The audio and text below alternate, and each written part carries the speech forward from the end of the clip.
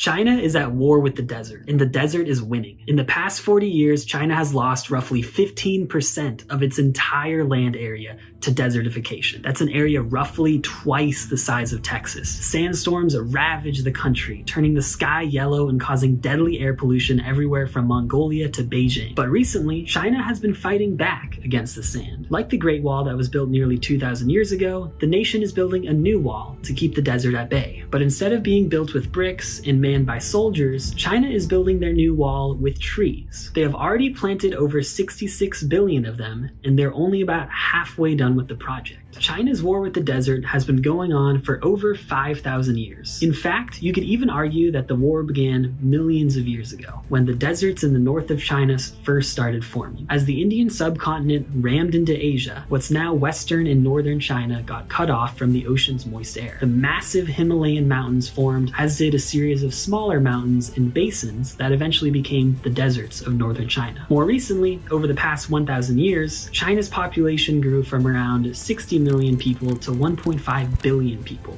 around a 25x increase. All these people need to farm and raise livestock to eat, and eventually they've started using some natural resources faster than those resources could regenerate. In the mid-1900s, when China was industrializing, communist leader Mao Zedong led 3 great cuttings, periods of mass deforestation in China. This created more farmland to feed its growing population, and the extra wood was used to power steel furnaces that were key to the country's industrialization. Of course, it also set the stage for deserts to grow, and the growth of deserts in turn causes sandstorms. Northern China sees periodic dust storms that blow deadly sand particles into the air, shutting down schools, grounding flights, and turning the entire sky orange. Besides simply losing cropland to the desert, China is losing lives to the desert. Cutting down trees isn't the only way that China caused this ecological crisis. China has 175 million sheep within its borders, more than any other country. Locals raise these sheep in the dry northern regions of China, where the environment is too harsh for other livestock to thrive. But even though these sheep provide a source of income on otherwise unusable land, and they're adorable, there's simply too many of them in too small of an area. The sheep need to eat, and there isn't enough vegetation to go around. Plants in the area get eaten back further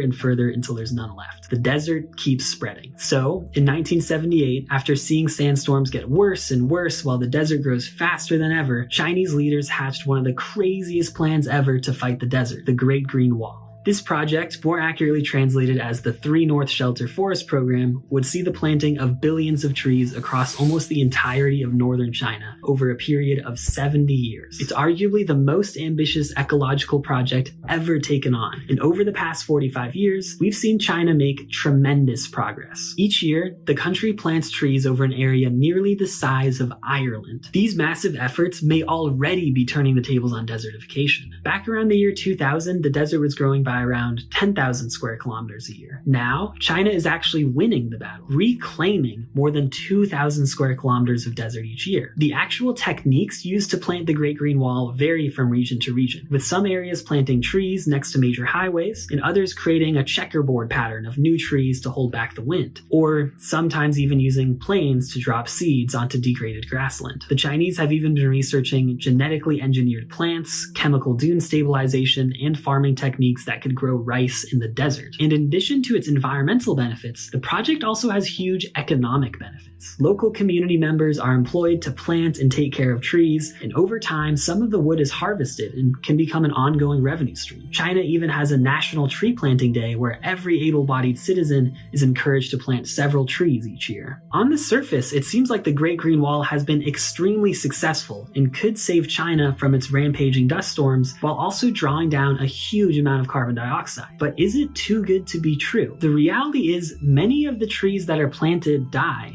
In fact, in some areas, not even a single tree survives after being planted. Even though experts are trying to choose the hardiest, most drought-resistant trees they can find, it's hard to grow a tree in the desert. But China needs to take care of these trees, not just put them in the ground. You might rightly wonder, is it even possible for these trees to survive long-term, or will they eventually suck all the water out of this area? China needs to focus on quality over quantity if this project is going to survive for hundreds of years. Most of the new forest China is planting is monoculture, monoculture, meaning only one species of tree is planted in an area. This makes the forest very vulnerable to pests, diseases, and any variation in the climate. In fact, in the year 2000, 1 billion poplar trees in northwestern China were lost to a single disease. That's over 10 years of work planting forest lost because the ecosystem had no resilience. Policies in southwestern China have also seen failures. Farmers were found cutting down native plants to replace them with non-native trees that the government would pay them for. The government was effectively paying people to make the ecosystem worse. Surprisingly, some very simple solutions might actually work better than some of these top-down Herculean efforts. An experiment in the Tangier Desert showed that by simply fencing off some dry land and forbidding grazing,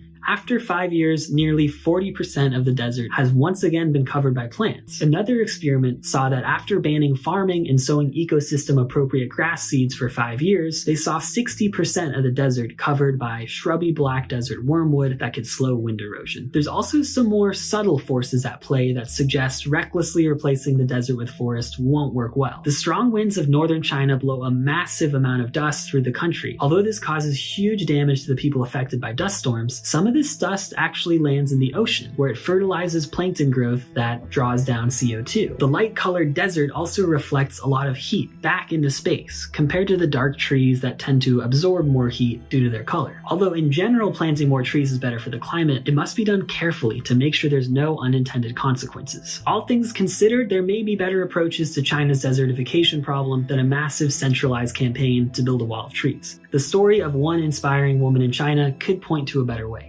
Yin Yuzhen was born in northern China, and after she was betrothed to her husband through an arranged marriage, she moved to his village in the desert. She and her husband lived in a cave dwelling underneath the ground that was covered with dead wood. She saw the sandstorms firsthand and was determined to do something about it. So, she sold her family's sheep to buy some saplings, and she got to work planting trees. The first batch of trees she planted struggled. Only a dozen survived out of the hundreds she and her husband planted. But over time, she learned which species do better and how to grow them well. Over the next 3 decades, Yuzhen went on to turn over 4,700 hectares of barren land into forest, an area roughly the size of Manhattan. Desertification is a massive problem, and as humans, we have to act as stewards of our ecosystems and planet to ensure a thriving future. While China's efforts have had mixed results, they've invested a massive amount into halting desertification and have seen some really impressive progress. So although China's efforts to grow forest haven't worked perfectly, I commend them for the effort. At Ren, the company I founded, we spend a lot of time analyzing efforts to protect forests, plant trees, and otherwise help with the climate crisis. And it's not easy. You'd be surprised by how often a well-meaning project has an unintended consequence or is doomed to failure because of some unforeseen circumstance. Luckily, there are still some important projects out there that our community is funding right now. If you're interested in what you can do to help with the climate crisis, you should subscribe to our channel and check out our site to fund some of the key solutions we need